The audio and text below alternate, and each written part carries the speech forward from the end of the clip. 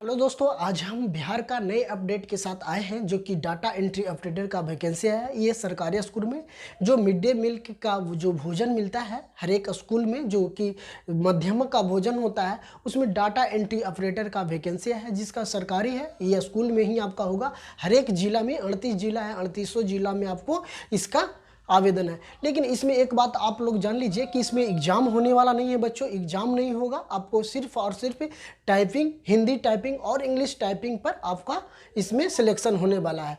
तो सबसे पहले हम जानते हैं बच्चों कि हिंदी और इंग्लिश टाइपिंग के लिए आवेदन करना होगा तो हमको क्या क्या चीज़ का देना होगा। तो चलिए अब इसके बारे में विशेष जानकारी हम बताते हैं। बिहार में देखिए बता देते हैं कि बिहार में मिड डे मील द्वारा योजना के तहत डाटा एंट्री ऑपरेटर की वैकेंसी होने वाली है, जो कि जिसको हम अगर आम तौर की भाषा में अगर बोला जाए तो मध्यमा का भोजन बोला जाता है ना, जो कि स्कूल में खाना बनता है, जो आता है सरकारी, उसके द्वारा। ठीक है, इसी को बोलते हैं बिहार मिड डे मील या तो मध्यमा का भोजन। अब इसकी पदों की संख्या कितना है, तो टोटल 534 प्रखंड में ही है। तो ठीक है, पदों की संख्या 534 है। इसमें एग्जाम की बात करते हैं बच्चों, तो एग्जाम इसमें नहीं होने वाला है। आपको सिर्फ टाइपिंग हिंदी 30 का स्पीड होनी चाहिए, हिंदी का टाइपिंग 30 का स्पीड होनी चाहिए। अगर बात करते हैं टाइपिंग इंग्लिश की बात करते हैं तो 30 होनी चाहिए। हिंदी और इंग्लिश का टाइपिंग होनी चाहिए बच्चों, तो कितना होना चाहिए, 30 की होनी चाहिए। अब इसका एक बात जान लीजिए कि इसका वेतन क्या रहने वाला है। इसका वेतन सबसे ज़्यादा रहने वाला है, बहुत अच्छा है। ये नहीं कि आपको अनुकंपा पर है, ये सरकारी है, आपको हमेशा सरकारी स्कूल में होने वाला है। ये नहीं कि आपको अनुकंपा 60 साल के थे पर है, ऐसा कुछ नहीं, ये सरकारी है। इसका जो वेतन है 60,000 होगा। इसका वेतन होने वाला है 60,000 रुपया। ठीक है, प्रति मंथली जो मिलेगा आपको 60,000 रुपया तो मिलेगा ही मिलेगा।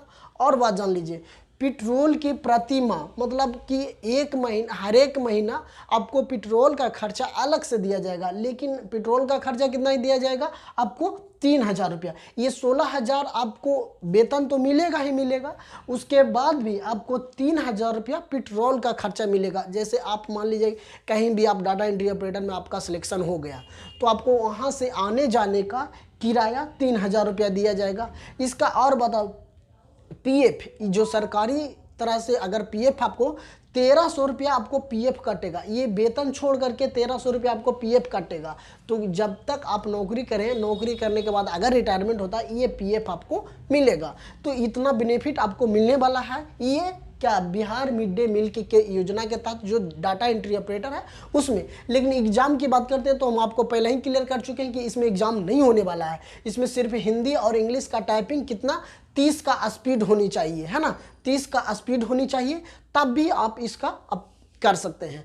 तो और बता देते हैं, इसका कार्यालय में जब आप जहाँ पे आप काम करिएगा तो आपको क्या देना पड़ेगा। अब अगर कोई का मन में होगा कि लैपटॉप देना होगा, आप अपना घर से नहीं, कुछ भी नहीं आपको ले जाना है, लैपटॉप आपको दिया जाएगा और टैबलेट, मतलब आप टैबलेट भी दिया जाएगा और इंटरनेट की सुविधा भी आपको दिया जाएगा। ठीक है, जहाँ पे आपको ऑफिस होगा उस ऑफिस में आपको लैपटॉप और टैबलेट और इंटरनेट की सुविधा दी जाएगी।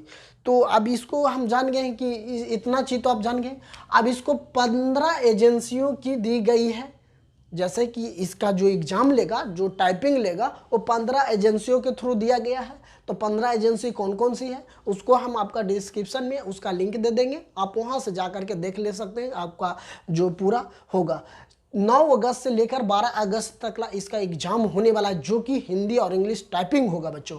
तो आप अच्छे से अगर जहाँ जहाँ आपको जौन डिस्ट्रिक्ट हो उस डिस्ट्रिक्ट में आप लोग पता लगा लीजिए कि हमको कब, आप वेबसाइट पे चले जाइएगा कि मिड डे मील का वेबसाइट आपको खोल लीजिएगा, वहाँ से जाकर पता कर लीजिएगा कि मेरा कौन सी एजेंसी लिया है, तो कहाँ टाइपिंग लेगा, वहाँ पे जाइएगा, आपको पूरी जानकारी अच्छी से पता चल जाएगा। ऐसे और हम तो आपको अपडेट दे ही देंगे, लेकिन आप लोग इतना चीज़ ज़रूर ध्यान रखिएगा कि आप खुद वेबसाइट पर, बिहार सरकार के वेबसाइट पर जाके middaymilk.com करिएगा, वहाँ पे देख लीजिएगा कि इसको डाटा एंट्री ऑपरेटर का जो एग्ज़ाम होगा हिंदी इंग्लिश टाइपिंग, वो आप ज़रूर ध्यान दीजिएगा कि मेरा जो, मान लीजिए आपका कोई ज़िला हो तो आप ज़िला में जाके वहाँ वेबसाइट पर देखिएगा तो वो एजेंसी का नाम आ जाएगा। उस एजेंसी के नाम जब आ जाएगा तो आप उस एजेंसी से आप फ़ोन पर बात, वहाँ पर नंबर दिया हुआ रहेगा, उस पर कॉल करके आप बिल्कुल कर सकते हो। इसका ऑनलाइन भी अब क्या होगा तो वहाँ से भी आप लोग पता कर सकते हैं। तो आप लोग ये जान लीजिए ये सरकारी है, ये आपको एग्रीमेंट पर या तो बोलते हैं कि